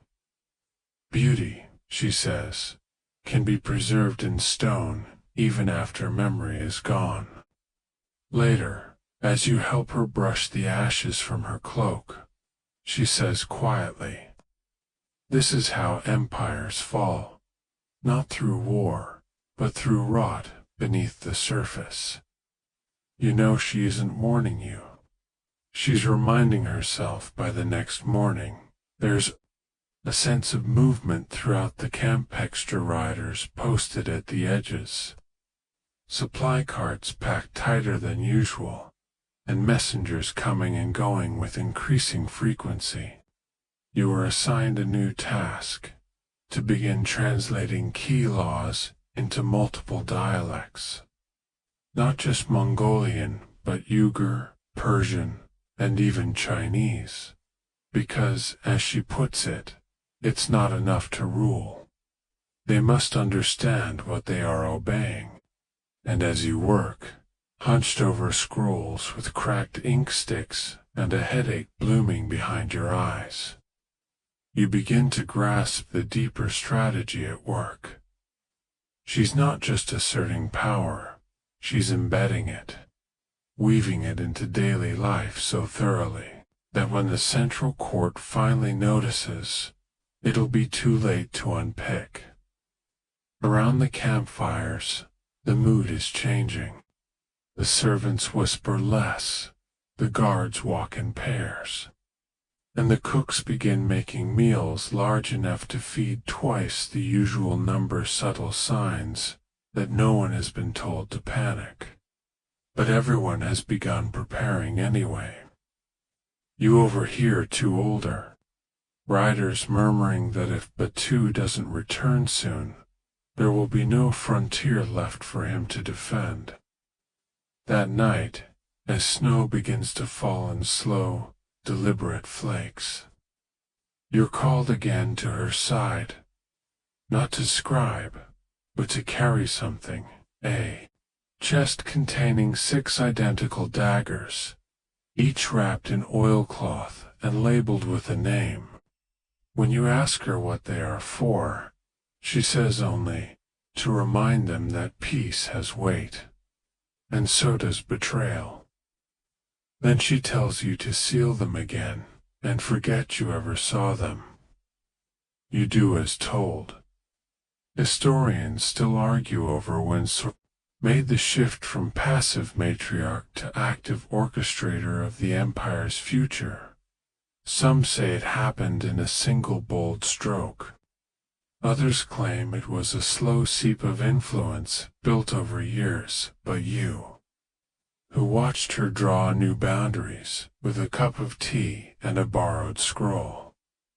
No, it was always there, waiting, the way river ice carries the shape of its flood months before. It melts as the fires burn low, and the dogs curl tighter in their straw nests. You sit with your scrolls, recording a new edict in 3 languages, your hands moving automatically as your mind races to keep up with what it all means. You are no longer just a witness to this empire. You are part of the quiet machinery pulling, its levers rethreading its loom. And while your name may never be sung, you will remember who moved first before the storm. The next morning begins before the sun has even begun to bleed across the horizon, the cold cutting deeper than usual, as if the very air knows something is shifting. You wake to the sound of hooves thudding rhythmically beyond the camp edge, riders coming in hard, not with news, but with presence. Batu has returned. Not in splendor, not with banners or trumpets, but with 20 seasoned men and dust in his eyebrows. And when you step outside your tent, your breath catching in your chest, you see him already dismounted and standing in front of Sorgatani's yurt, bowing his head briefly before she gestures him inside. You're summoned moments later, not to take notes, but simply to listen. Inside, the lamps cast long, low shadows, and Beta's voice is tired but steady as he recounts what he's seen in the West Regine's efforts to secure the loyalty of major trade routes. The increased presence of armed tax collectors at the Ox's Crossing, the worrying alignment of certain generals who once served under Agade, but now speak openly of needing a more central voice to lead the empire forward. None of this surprises Sorgatani. What catches her attention is what comes next. Batu leans forward and says, "There's talk she means to place Guyuk, not just as regent, but as absolute Khan." The silence that follows is brief, brittle, dangerous.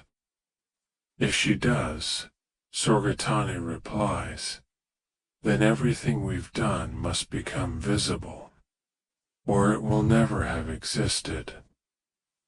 You realize then that her strategy is reaching a turning point. The era of hidden moves and whispered alliances is drawing to a close. Soon she will have to declare, not in words, but in undeniable actions.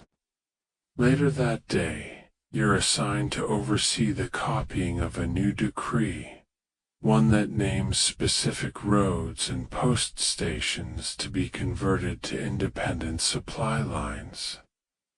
This is not framed as rebellion. It is framed as efficiency, necessity, regional responsibility. But everyone reading it will understand the truth. These are roads that will serve Sorgatani first. You translate the edict into Persian and Uyghur, while another scribe handles the Mongol script. And as your brush glides across the page, you realize you're etching the borders of a new power knot, drawn in red ink or on maps, but written into logistics and law. That evening, Batu and Menangi spar with wooden swords outside the family tent, their movements sharp and precise, even in the snow. Sorgatani watches from a distance, her arms folded beneath her heavy cloak. She's not watching to see who wins. She's watching to see how they carry their weight. At one point, Menangi slips, and Batu hesitates before striking. A pause brief, almost imperceptible, but she sees it. Later she will remark, mercy in a fight is a risk. But it's also a sign you still see your brother. She doesn't say whether that's a good thing, only that it's rare that night. She has you deliver a gift to the old Nestorian monk who's been advising her off and on for months. A jar of saffron honey and a scroll with a passage from an obscure Eastern gospel. One about the birds of the field knowing their season. You're not sure what message it carries, but when the monk reads it, he bows and says, "Then we are ready." The next morning, he leaves camp without fanfare, headed west. You suspect he will not be praying where he arrives. The following day, Sorgatani calls a full assembly of her household advisors, sons, riders, even the merchants and distant cousins who've lingered on the edge of her orbit. She speaks plainly, without elevation, but every word is chosen to land like a stone. In a pond, she speaks of responsibility, of the duty to protect the people in one's charge, of how laws must bend when they serve the wrong voices. She never once names Tragine. She never once uses the word war. But when she finishes, you can feel in the breathless silence that every person in that tent now sees her, not only as a mother, a widow, a patron, but as a force, as something inevitable. Historians still debate whether this gathering marks the true beginning of the political fracture that would lead to the split in the Mongol Empire's ruling factions. Some argue that Sorgatani was only defending her family's autonomy. Others claim she actively laid the foundation for civil struggle. But you remember the room, the hush, the way every face turned toward her and did not look away that night.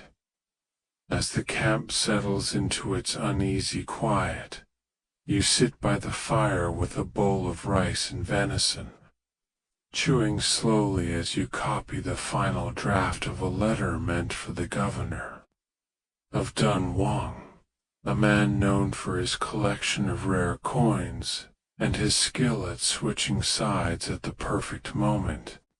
Sorgatani has written it herself, with more softness than usual, offering him grain, protection, and trade incentives in return for allegiance. She ends the letter with a proverb: "Loyalty is a well dug deep. Drink early, and you will not thirst when the dry wind comes." You smile at the line, not because it's poetic, but because it's a warning and an invitation in equal measure. And in the dark, with the snow falling heavier now, you feel it in your chest. The quiet drumbeat of history changing, not with explosions, not with blood on scrolls, but with letters, meals, roads, and a widow who never stopped paying attention. By now, the air in camp feels like it hums with anticipation, like the hush that comes before a river thaws and floods its banks, but nobody names it aloud. Instead, people work faster, speak in shortened phrases, and glance more often toward the distant horizon, as if expecting something to come galloping out of the north. You, meanwhile, have become a shadow in motion, your brush never dry, your satchel never unpacked for more than a few hours, because Sorgatani's instructions come faster now, and they're layered, like riddles wearing coats. This morning, she hands you a scroll wrapped in a blue ribbon and says, "This is for the governor of Otra. It must arrive with the rosewood flute, that's all." But you know exactly what it means. The governor once gifted a rosewood flute to one of her sons, a gesture of tentative loyalty. Sending it back with this message is not just reply, it's signal. It says, "Your grace has been noted, and now we call upon it." You pack it carefully in oilcloth and dispatch the rider at dawn. By noon, she is dictating another scroll, this one more complex. It outlines a new policy regarding the rotation of caravan guards along key Silk Road routes. But buried in the wording layered beneath phrases about risk management and livestock losses is a shift in control.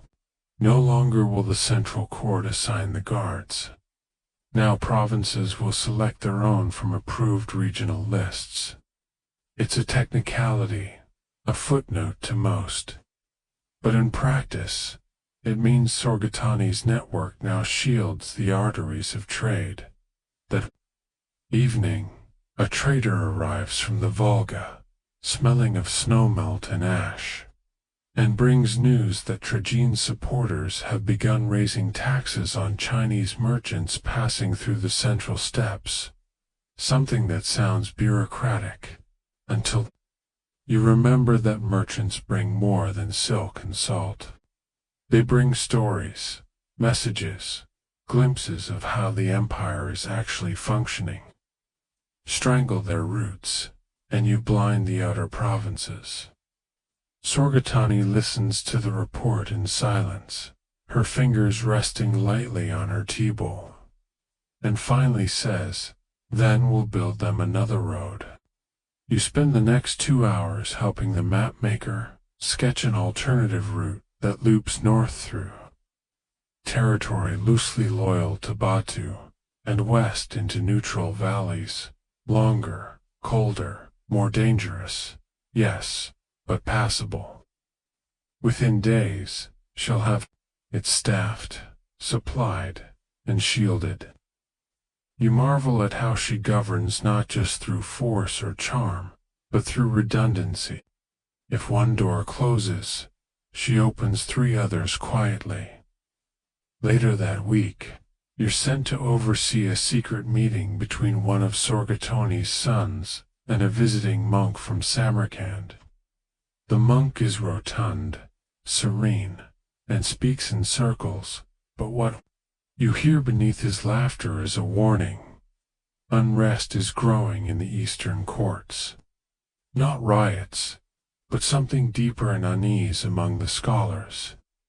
Whispers about the weakening grip of the central court, and too many nobles suddenly offering free gifts to temples.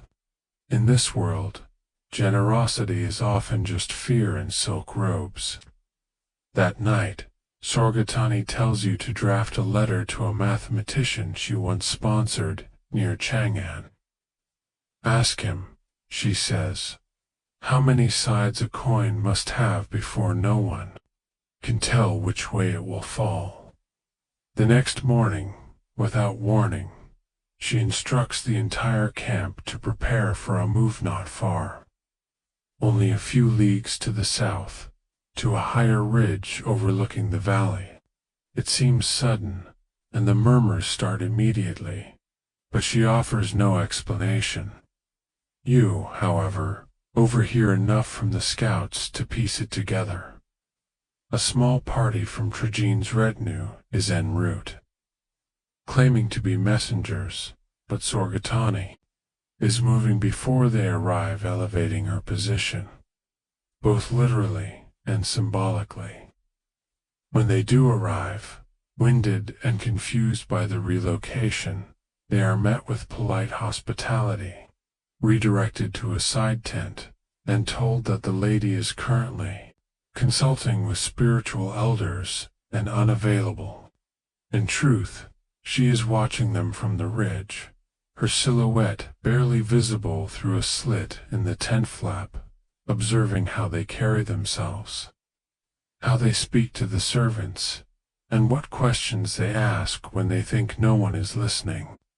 By nightfall they are gone, and Sorgatani simply nods and says, "They weren't measuring me. They were measuring how deep the earth is beneath my feet." Historians still argue whether this repositioning of camp was a tactical move or merely seasonal convenience. But you know the difference between weather and warning. She didn't shift camp because of snow. She shifted to remind everyone, friend, spy, and bystander, she knows exactly where the high ground is. As you help rehang scrolls and sort the firewood into dry bundles, you find your own posture straightening, your own breath slower. She has built not just a camp, not just an alternative to the court, but a tempo, a rhythm that pulls people into its orbit. That evening, she gives you a pair of gloves, soft deerskin, lined with wolf fur, clearly not made for a scribe. You're about to protest when she says, "They're not for writing. They're for what comes next." And with that, she returns to her scrolls, leaving you to wonder what part you will play when this quiet storm finally breaks into open sky. The days that follow are dense with movement, but not the kind that draws attention. There are no fanfares, no battle cries, no proclamations in town squares. Instead, there are wheels turning slowly in the background, hooves moving over frostbitten. Maz's voice is carried in the hollow of prayer rooms and through the slits of supply crates. Sorgatani now speaks less and listens more. She walks the camp with no guard, pausing to ask the cooks if their barley arrived on time, chatting with shepherd boys about the condition of the southern pastures, and complimenting an elderly weaver on the intricacy of a saddle blanket she'd seen a week earlier. Every word is deliberate. Every question is a thread she's pulling to test the strength of the cloth beneath her feet. You follow her with your usual bundle of scrolls, but most of your time is now spent memorizing more than recording. Some things, she reminds you, should never touch parchment. One morning, the scout assigned to monitor activity near Karakoram returns breathless and with an arrowhead embedded in the strap of his saddle. He says nothing at first, just presents a tiny satchel to Sorgatani. Inside are crushed saffron petals and a chip of obsidian. Her face remains still as ice. Only later, when you've been summoned to help her prepare a letter, do you learn the meaning. The petals signal sabotage. The obsidian means betrayal by someone within one's own circle. "We're not surprised," she says, and hands you the first line. To protect a tree, one must first feed the soil that surrounds it. The letter is addressed to a minor noble who once served under Ogday and now governs a northern river town. It offers nothing openly, just vague references to ancestral duty, irrigation ditches, and the promise of shared grain stores in lean months. But you can see it clearly. She's warning him that betrayal has been spotted, and that loyalty still has a price. That evening, she calls for Mangi, Batu, and Hulagu. The four of them talk for hours in the central yurt, and you're not invited. But you linger nearby with a quill anyway, listening through the felt walls as their voices rise and fall like drumbeats. They're not arguing, not exactly, but you can hear the tension in the way they interrupt one another. Beta pushing for caution, Hulagu itching for forward action, Mangengi trying to calculate the fallout. Sorgatani's voice remains the calmest. "What I need from each of you is not certainty," she says, "but discipline. We don't need to win this yet. We need to survive it long enough that victory becomes the only option left."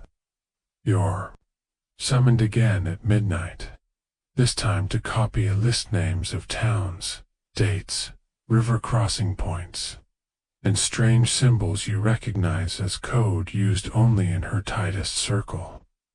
When you ask what the list is, she replies, "A map of patience, and a test of memory. You'll keep it in your head after you've burned it." So you do. You trace every character, every numeral, until they live inside you.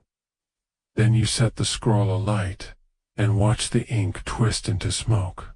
The next day, Sorgatani meets with a group of traveling scholars from the far west, men who carry satchels full of faded manuscripts, cracked lenses, and strangely shaped instruments for measuring stars and shadows. They speak of omens, of solar alignments, of years that begin with blood moons and end with droughts. Sorgatani listens with that quiet patience you've come to fear. And when they've finished their long recitation, she says, "The stars do not change who leads. They only warn when the tide is rising." She sends them away with a generous gift of paper and dried apricots, and as they disappear over the ridge, she murmurs to no one in particular, "They see fire, but not the hand that lights it." That night, Batu brings word that Trejin's camp is beginning to send gifts to rival cousins: gold, silk, rare horses bred for war. It's the beginning of vote buying. Sorgatani nods and then calls for a chest she hasn't opened in years. You're tasked with polishing its contents: dozens of tiny artifacts, bracelets, blades, coins, bone pins, each from a different region, each once gifted to her by local leaders or artisans. She instructs you to package them carefully and send them back not as bribes, but as reminders. They were never bought, she tells you, only believed in. Sometimes that's more expensive. Historians still argue whether Sorgatani was preparing for a coronation, a rebellion, or simply an endgame designed to outlast Trejin's ambition. But you, the one who carried her secrets in your sleeve and burned her messages by moonlight, no, this wasn't just strategy. It was stewardship.